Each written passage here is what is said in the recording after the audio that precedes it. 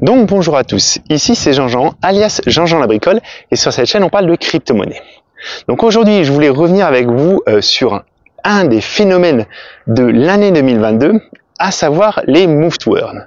Donc les move to earn, bouger pour gagner, c'est un concept de jeu qui a été popularisé avec STEPN.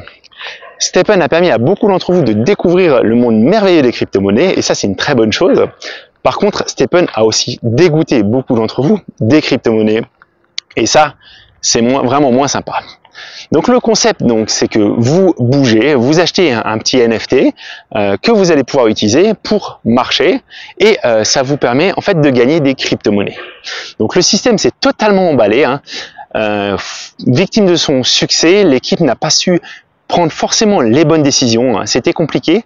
Et puis c'était vraiment une nouveauté, un nouveau type de jeu, et donc bien sûr ça s'est totalement crashé. Jean avait été hypé, Jean avait investi dans STEPN, Jean a réduit la voilure, mais après je suis revenu dans ça parce que je me dis que c'est quand même vraiment sympa. Le concept même de move to earn est vraiment sympa. Ça a vraiment un intérêt. Ça a un intérêt parce qu'en fait, ça vous permet, pour des personnes qui ne connaissaient pas les cryptos, d'installer son premier wallet. L'intégration du wallet est très très bien faite.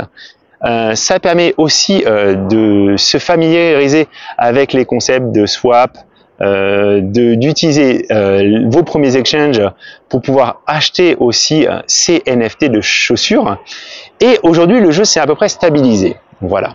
Alors je vous parle de STEPN, mais qu'on soit bien d'accord, c'est valable pour d'autres jeux qui sont sortis par la suite. Aujourd'hui, l'avantage c'est que la bulle qui était autour de ces jeux s'est dégonflée, donc aujourd'hui l'investissement que vous avez à faire pour pouvoir participer est beaucoup plus faible. Et en fait, dans le cas de STEPN, il y a vraiment des stratégies qu'on peut utiliser. Il n'y a pas une seule stratégie. Par contre, je vous mets bien en garde, ça reste un jeu et c'est très risqué dans le sens où vous n'avez pas le contrôle sur ce qui va se passer.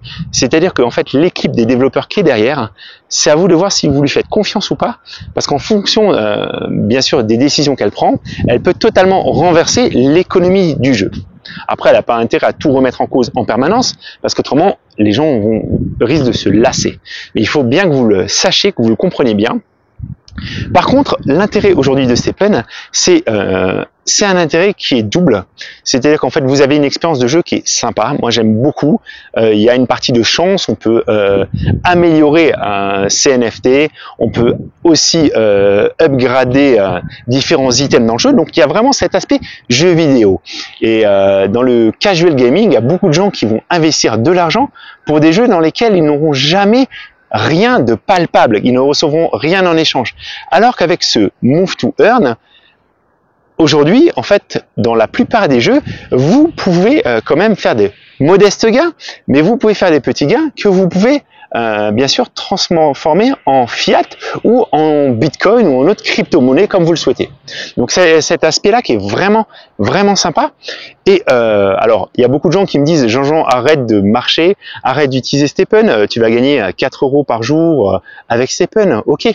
Alors c'est peut-être des montants qui sont faibles, qui sont très très faibles, mais moi j'imagine très bien mes enfants utiliser ce genre d'application pour bouger un petit peu et se faire un petit peu d'argent de poche. Donc il ne faut pas voir uniquement ça sous le fait de je veux gagner beaucoup d'argent, investir beaucoup d'argent, avoir un ROI rapide. Là on n'est plus sur uniquement cette question de ROI. Encore une fois, vous êtes beaucoup à eu... Il y a beaucoup de monde qui dépense de l'argent pour acheter des skins dans les jeux vidéo qui sont parfois juste des skins visuels, donc qui vous apportent absolument rien. Alors que le move to earn vous apporte quand même quelque chose. Garde une valeur intrinsèque. En tout cas, à l'instant T. Après, il faut voir ce que ça va donner dans le futur. Il y a beaucoup de gens qui pensaient que ce genre de jeu allait disparaître. Moi, je suis pas du tout convaincu. Et encore une fois, il n'y a pas que cet aspect-là, parce qu'il y a aussi l'aspect move. Vous bougez. Et moi, aujourd'hui, je viens de passer les 1100 km avec STEPN. Alors, sur ces 1100 km, il y a un certain nombre de kilomètres que j'aurais fait de toute façon, même si j'avais pas eu d'application de move to earn. Mais il y a aussi des kilomètres que j'ai fait exprès pour STEPN. Et clairement, ça m'arrive régulièrement, pendant ma pause déjeuner, de me dire je vais écouter un petit podcast, je vais marcher. Alors qu'autrement, je serais resté au boulot et j'aurais peut-être regardé mon téléphone, je n'aurais pas eu cette démarche de bouger. Et aujourd'hui, on a quand même, il faut pas se le mentir, en plus, surtout des gens qui travaillent dans le domaine informatique ou dans le domaine du tertiaire, dans les bureaux, on a une problématique avec ça, on ne bouge pas suffisamment. Moi, je me suis fait cette réflexion, normalement, il faut faire 10 000 pas par jour. Je vous assure que sans Step'n, je ne ferai pas du tout mes 10 000 pas par jour. Autre avantage aussi des Move to Earn, c'est qu'en fait, ça peut aussi vous motiver. Moi, par exemple, je me mets un petit peu à courir. Je me fixe comme objectif de courir au moins 1 à 2 fois par semaine.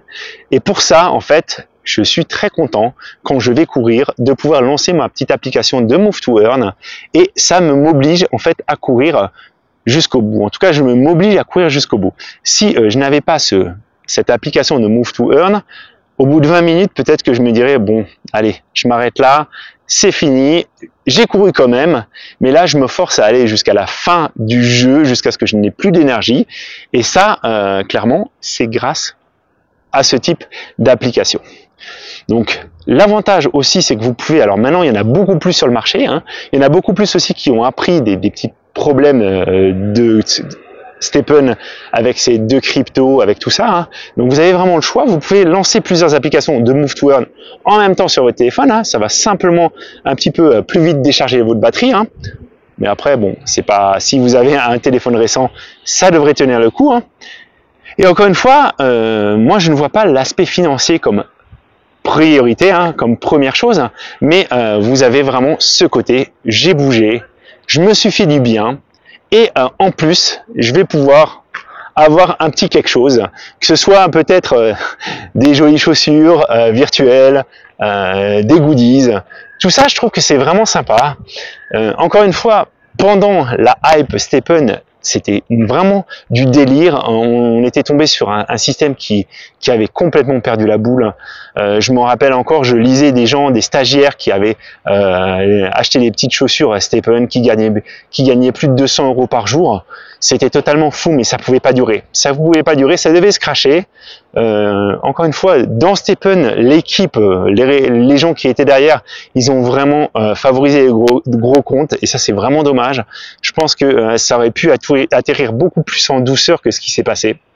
Mais bon, on peut pas refaire l'histoire, on peut essayer d'en tirer parti, mais ça serait dommage de jeter le bébé avec l'eau du bain.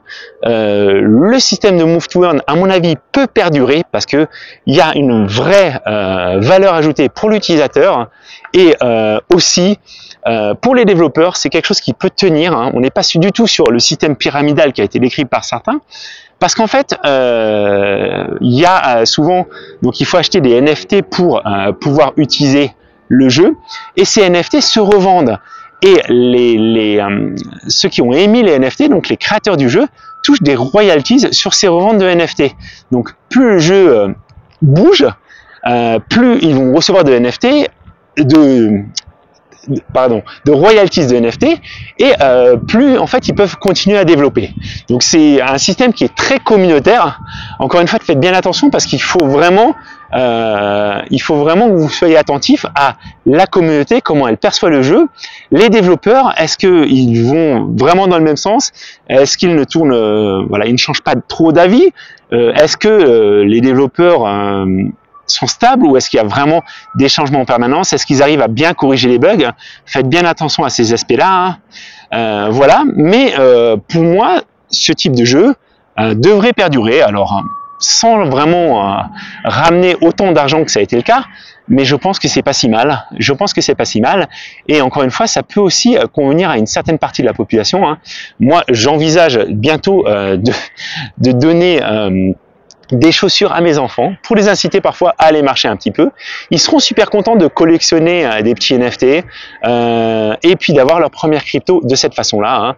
Hein. Encore une fois, ils vont bouger pour les gagner, ils vont se dépenser un peu et ça leur fera du bien. C'est quelque chose qui est vraiment du gagnant-gagnant. Mais encore une fois, ça reste un jeu. Donc prenez-le vraiment comme un jeu et n'allez pas investir de l'argent que vous n'avez pas. Voilà. Parce qu'effectivement, il y a beaucoup de gens qui ont laissé très gros et c'est vraiment très dommage. C'est vraiment très dommage parce que je pense qu'il y a moyen de faire beaucoup de choses. C'est même des concepts qui ont été pensés pour des personnes âgées. Il y a eu des concepts qui ont été pensés donc dans le Move to Earn où il n'y aurait pas de gains financiers, mais uniquement des petites rewards parce que notre cerveau fonctionne comme ça. On a besoin d'avoir des petites stimulations. Hein. Encore une fois, collectionner des petits skins, avoir des petits bonus, que ce soit visuels ou qui donnent un avantage dans le jeu, c'est quelque chose qui est vraiment attendu par les gens, qui est appréciable. Moi, en tout cas, je prends toujours du plaisir à bouger. Que ce soit avec Stephen ou avec d'autres, on peut se faire plaisir. N'hésitez pas à me dire, vous, ce que vous en pensez. Mais voilà. Moi, je voulais en revenir avec ça parce qu'il y a vraiment beaucoup de gens qui disent Stephen, c'est vraiment nul, c'est fini, les Move to Earn, c'était un passage.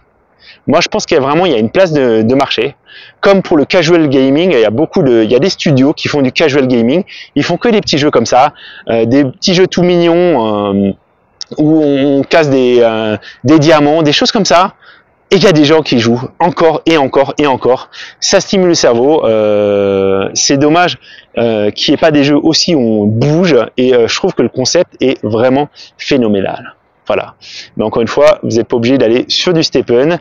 Intéressez-vous au Move to Earn, lisez bien les white papers un petit peu avant de vous lancer, et puis rejoignez les Discord, regardez ce qui se passe dans la communauté, parce que c'est très important à ce niveau-là, surtout si vous allez mettre un peu d'argent. Aujourd'hui, le ticket d'entrée est vraiment beaucoup moins élevé qu'à l'époque, et c'est une très très bonne chose. Voilà.